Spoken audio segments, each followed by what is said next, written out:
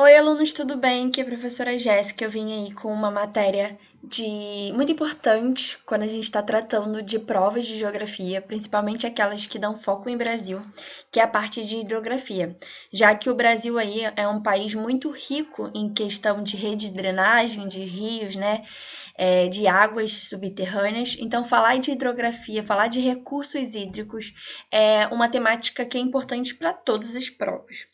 E hoje vou trazer essa temática através de exercícios. Eu deixei um vídeo anterior falando sobre características gerais da hidrografia brasileira, que a partir dali a gente consegue entender algumas características mais generalizadas, como, por exemplo, entender a questão das nascentes, da foz, entender a questão dos rios, dos lagos e etc. Tá? Dar um apanhado geral da hidrografia. Hoje eu vou falar sobre hidrografia sob um ponto de vista que é as das bacias hidrográficas. Para quem não sabe, bacia hidrográfica ela é uma região geográfica e essa região hidrográfica ela reúne os rios de um local. Tá? Então a gente tem diversas bacias hidrográficas, mas ela é limitada, né, geograficamente. E ali naquela região a gente vai ter um rio principal e a gente vai ter os seus afluentes. Então, eu tenho todo um mecanismo de cooperação entre esses rios, tá? Então, é por isso que eu posso ter uma bacia hidrográfica uma do lado da outra. Mas elas vão se diferenciar devido a essa cooperação, essa dinâmica hidrográfica que acontece nessa região, tá? Então, eu botei que é uma área ou região de drenagem de um rio principal e seus afluentes. Geralmente elas vão nascer nas áreas que a gente chama de nascente. E aí essas nascentes são sempre locais mais elevados, né, que a gente tem do relevo. Então, por exemplo, eu tenho uma área aqui que é mais elevada do relevo, e aí eu tenho a chuva. Essa chuva, ela pode, a gente sabe aí que os regimes, né, de a alimentação de um rio pode ser de neve, então derretimento aqui de neve, ou pode ser pluvial, né, através das chuvas. Então, nesses locais mais elevados, eu tenho essa alimentação e essa alimentação, né, ela vai descendo relevo abaixo até ir desaguar no mar ou desaguar dentro do continente, né, nesse sistema que a gente chama de exorreico, né, para o mar, ou endorreico, né, dentro do continente. Então, eu tenho um rio principal e eu tenho os seus afluentes, tá? Que são braços alimentadores desses rios. Então, bacia hidrográfica é isso. Aqui no Brasil, a gente tem 12 regiões hidrográficas. O que isso significa? Significa que eu tenho 12 regiões, né, que são alimentadas por bacias hidrográficas. Então, eu não estou falando que no Brasil a gente tem 12 bacias hidrográficas, eu estou falando que a gente tem 12 regiões hidrográficas. Por que a gente estuda pelas regiões hidrográficas? Porque aí a gente consegue entender melhor as dinâmicas que acontecem, né, em termos de navegação, em termos de transporte e até mesmo em termos de alimentação dos sub-rios, né, das subbacias hidrográficas. Porque dentro de uma bacia hidrográfica eu posso ter, então, bacias hidrográficas menores. Então, as 12 regiões hidrográficas brasileiras que a gente tem a região amazônica, a Tocantins-Araguaia, tá? Vou botar aqui, ó, a Amazônica, que é a maior região hidrográfica do mundo, a Tocantins-Araguaia, a Atlântico-Nordeste Ocidental, a Parnaíba, a Atlântico-Nordeste Oriental. Então, quando vocês estão estudando, né, bacia, geralmente vocês vão até ver essas Atlântico-Nordeste juntos, mas a gente diferencia elas em ocidental e oriental até mesmo numa questão de entendimento, tá? São Francisco, Atlântico Leste, Atlântico Sudeste, Paraná, Paraguai, Uruguai, Atlântico Sul. Quais são as que mais caem em prova para vocês? São as grandes bacias. É a bacia amazônica, a Tocantins-Araguaia, a Parnaíba, São Francisco, Paraná, Paraguai, Uruguai. Paraná, Paraguai e Uruguai, né? Essa aqui, ó, né? Paraná, Paraguai e Uruguai, elas são consideradas uma bacia só, tá? Que é a bacia platina. ou Bacia do Prata. Só que no Brasil a gente costuma dividi-la até mesmo porque elas têm características geográficas diferentes. Por exemplo, a Paraná, ela é muito mais voltada para geração de energia elétrica, por exemplo, do que as outras. Tá? Elas têm características diferentes. Elas têm uma dinâmica, elas têm dinâmicas diferenciadas. Então é por isso que a gente divide elas em três. Então, quando vocês veem prova, às vezes vocês podem ver por Bacia do Prata, e aí Bacia do Prata é a bacia do Paraná, Paraguai e Uruguai juntas. E ela é a segunda maior bacia hidrográfica do mundo. Ou seja, o Brasil tem a primeira maior bacia hidrográfica do mundo e a segunda maior bacia hidrográfica do mundo, né, se a gente considerar Paraná, Paraguai e Uruguai juntos, né, que na literatura elas são consideradas iguais. Bem, vamos lá. Eu vou fazer por exercícios, então por exercício a gente vai fazer uma revisão. Define-se lagos de várzeas como sendo aqueles oriundos da acumulação de aluviões fluviais, ou seja, de sedimentos fluviais. E aí, então, ele quer que você saiba onde que esses lagos de várzeas são encontrados, ou seja, em qual bacia esses lagos de várzeas são encontrados. Sedimentos fluviais, ou seja, quando o rio ele está andando, ele está descendo relevo abaixo, ele vai trazendo, ele vai transportando sedimentos. E esses sedimentos, dependendo da característica desses, né, e até mesmo das características geomorfológicas de uma área, eles vão se depositando.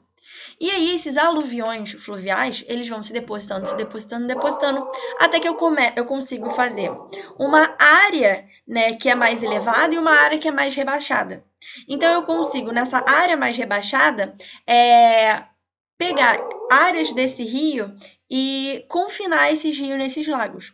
Então, esses lagos de várzeas, né, que a beira, né, a planície de inundação desses lagos, são feitas desses aluviões fluviais, tá? Então, vou mostrar uma foto para vocês que vai ficar melhor. Então, ele fala aí, né, deduz que tais formações devem ser encontradas de modo abundante no país, no Rio Grande do Sul, como as lagoas dos Patos e Mirins, na Amazônia, no Baixo Paraná e no Alto São Francisco.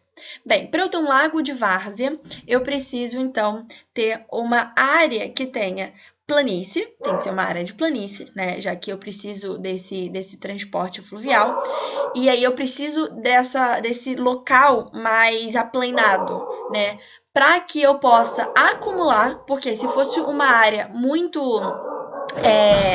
com desnível topográfico muito grande, se eu tivesse um desnível topográfico muito grande, essa sedimentação ela não ia conseguir se depositar, essa sedimentação, né, esses sedimentos, na verdade, não conseguiriam se depositar, esses sedimentos, eles não conseguiriam ficar parados, né, eles iriam ser levados rio abaixo. Então, eu preciso de áreas, né, eu preciso de rios que sejam rios de planície.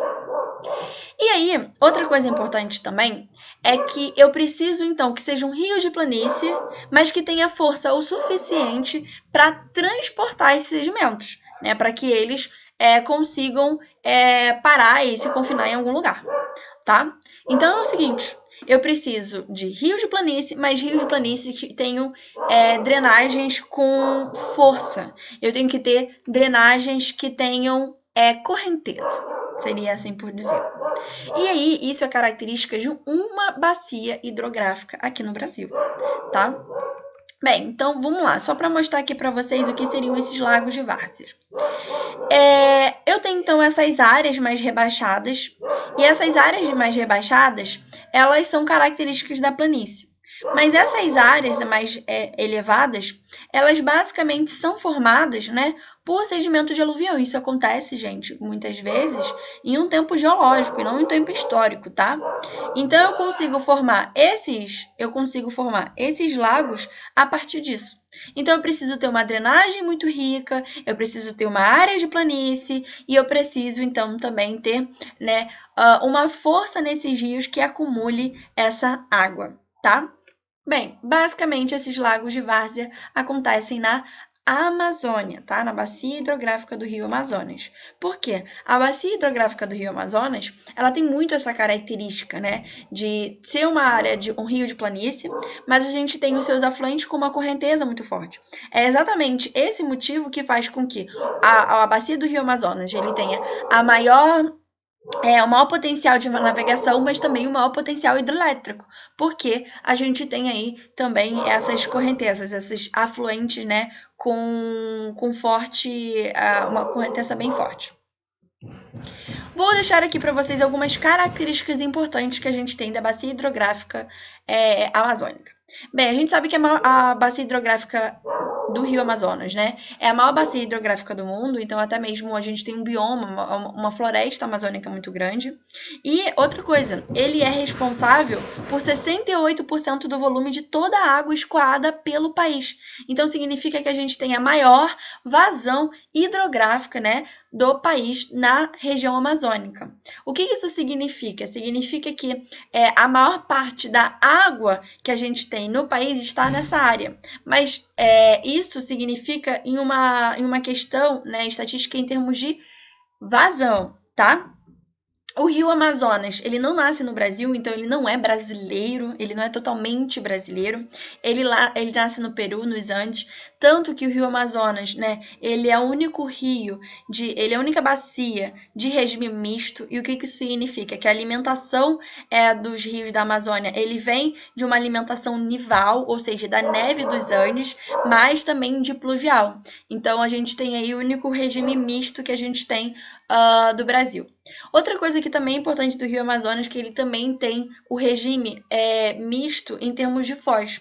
Ele tem uma foz em estuário e uma foz em delta, tá? Também é único. O resto do Brasil é tudo em estuário, ou seja, ele se abre em diversos braços, tá? Então botei aí para vocês, o Rio Amazonas nasce no Peru, na região de Apomiraque, e recebe os nomes de Ucaiali, Urumbamba e Marañón, tá? E aí, isso não é importante pra gente, o importante é quando ele entra no Brasil, ele recebe o nome de Solimões, tá? Outra coisa importante também é que ele drena para bastantes áreas geográficas que a gente tem aqui em termos de relevo, tá? E em termos de afluentes, ou seja, em termos dos braços que eles têm, a gente tem que pensar nos planaltos residuais norte-amazônicos, né? Que são áreas bem altas que a gente tem no Brasil, e os planaltos chapados do Brasil central, como os rios de Madeira, Tapajós e Xingu. Lembrando, gente, a região hidrográfica amazônica, ela drena a maior área de floresta tropical do mundo. E o que isso significa na prática pra gente? Significa que ela está drenando uma parte muito importante da biodiversidade do planeta. E aí, até mesmo isso faz com que essa seja uma área até preservada em relação aos outros biomas que a gente tem no Brasil. Mas ela também sofre muito com o desmatamento, né? Com o garimpo ilegal, etc. Já tinha comentado com vocês, né, que a região hidrográfica amazônica ela tem o maior potencial de navegação, exatamente porque a gente tem rios de planície. Geralmente a gente vai dividir os rios do Brasil em rios de planície ou rios de planalto. Então, se eu tenho um rio de planície, eu vou navegar. Se eu tenho um rio de planalto, eu vou usar ele para potencial hidrelétrico, ou seja, botar uma hidrelétrica. É claro, se eu tenho uma região que mistura um pouco dos dois, eu posso então ter um potencial hidrelétrico e um potencial de navegação. A região hidrográfica amazônica, por ser a maior do mundo, ela drena áreas de geomorfologia extremamente diversificadas. E isso faz com que eu tenha, né, áreas que me possibilitem navegação. Então a gente tem aí a maior área de navegação fluvial do Brasil, mas a gente também tem o maior potencial hidrelétrico, tá? Exatamente devido às questões geomorfológicas, né, e às questões diversificadas, então, em termos de relevo que a gente tem nesse país.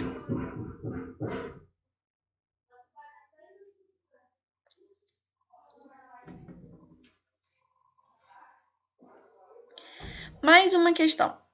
Com cerca de 7 milhões de quilômetros quadrados, essa é a maior bacia hidrográfica do mundo. Opa, já deu a dica pra gente. A maior bacia hidrográfica do mundo é a bacia hidrográfica do Rio Amazonas. E se você perceber, né, a bacia hidrográfica do Rio Amazonas, ele segue muito o traçado da floresta amazônica, então ele não pertence só ao Brasil. Então aqui a gente tem um traçado da Amazônia brasileira e um traçado da bacia, tá? Então, temos a resposta. Essa bacia abrange também países da América do Sul, como Peru, Bolívia, Colômbia, Equador, Venezuela, Guiana e Suriname, além do Brasil. Ou seja, a gente tem aí a maior bacia hidrográfica do mundo, não só pertence ao Brasil, mas a maior parte dela está em terras brasileiras. Tá? Então, eu coloquei também algumas informações. O principal rio dessa bacia é o Rio Amazonas, tá? E mais uma questão aí, ele fala: a bacia hidrográfica brasileira com maior possibilidade de navegação. Bacia de São Francisco, Bacia do Paraná, Bacia do Uruguai, Bacia Amazônica, Bacia do Paraíba do Sul. Gente, quando a gente está falando de navegação, a gente está falando de transporte fluvial, né? E aí o transporte fluvial, ele é muito importante para a região norte, quando a gente fala sobre isso, né? Quando a gente fala sobre modal de transporte. Eu tenho uma aula falando sobre modal de transporte, que tá lá o tópico de transporte fluvial, então vocês podem dar uma revisada. Então, transporte fluvial, né, navegação, é um transporte que a gente pode fazer pelos rios. Então, a gente tem que sempre focar nas áreas que eu tenho maior densidade hidrográfica. Aí quando a gente olha para essa área que tem maior densidade hidrográfica, a gente tem que perceber se essa drenagem é uma drenagem de planície. Se for uma drenagem de planície, tudo bem, ela é voltada para a navegação. No caso, a bacia hidrográfica brasileira com maior possibilidade de navegação é a bacia amazônica, porque a maior parte deles são rios de planícies. Mas, professora, por que então a gente também tem a bacia amazônica com maior potencial hidroelétrico, né? Esse potencial energético? A gente tem muitos afluentes, né? Porque como é muito rico e ele drena uma área geográfica muito, muito grande, então significa que eu vou ter muitos desníveis associados aos afluentes. Então, se eu tenho muitos desníveis associados, né, a esses rios, né, secundários, significa que eu vou ter um potencial energético acumulado, tá? Então, a bacia hidrográfica amazônica é a maior bacia com possibilidade de navegação, mas também com possibilidade de potencial energético. Ah, mas então por que a gente não utiliza muito a bacia amazônica, né, como tanto para possibilidade de navegação quanto para possibilidade de potencial energético? Quando a gente está falando de navegação, tem que ter um asterisco aí, porque sim, na região norte tem muita navegação fluvial, tá? Então, assim, a gente tem muitas áreas que são possíveis de serem navegáveis, só que a gente não tem um investimento estatal muito grande, né? Um investimento federal na questão de construção de hidrovias. Quando a gente está falando de potencial energético, a gente tem que pensar que o fato da maior possibilidade energética ser região norte, numa floresta que tem a maior biodiversidade do mundo, significa que a gente, na hora de construir uma hidrelétrica, a gente vai estar desmatando, a gente vai estar causando o impacto ambiental na maior área de biodiversidade do mundo. Então, além da região norte ela não ser totalmente integrada com o Brasil, a gente também tem que pensar que a questão da energia hidrelétrica ser colocada na região norte, ser colocada numa área de floresta amazônica, isso impacta muito. Então, apesar de ter um maior potencial, a gente não utiliza esse potencial, tá? Por diversos motivos. E aí, então, como ali a bacia hidrográfica do Rio Amazonas, né? A maior parte dela é formada por rios de planície, né? A maior parte delas, principalmente o rio principal, a gente então tem uma possibilidade de navegação muito grande, tá? Então, resposta letra D. Tá? Eu botei aqui uma observação: em razão dos rios serem caudalosos, a bacia amazônica é muito rica em volumes de água, aspecto que resulta em um enorme potencial de produção de energia elétrica. Tá? É a maior do país com essa característica, para vocês não esquecerem. Maior possibilidade de navegação e o maior potencial de produção de energia elétrica através, né, dos rios. Ok? Bem, gente, vou deixar os outros exercícios para a próxima aula. Então, eu vou dividir essa aula aqui em várias partes. Então, a parte 1 é falando sobre a bacia hidrográfica do Rio Amazonas e eu vejo vocês na próxima aula de exercícios. E até a próxima!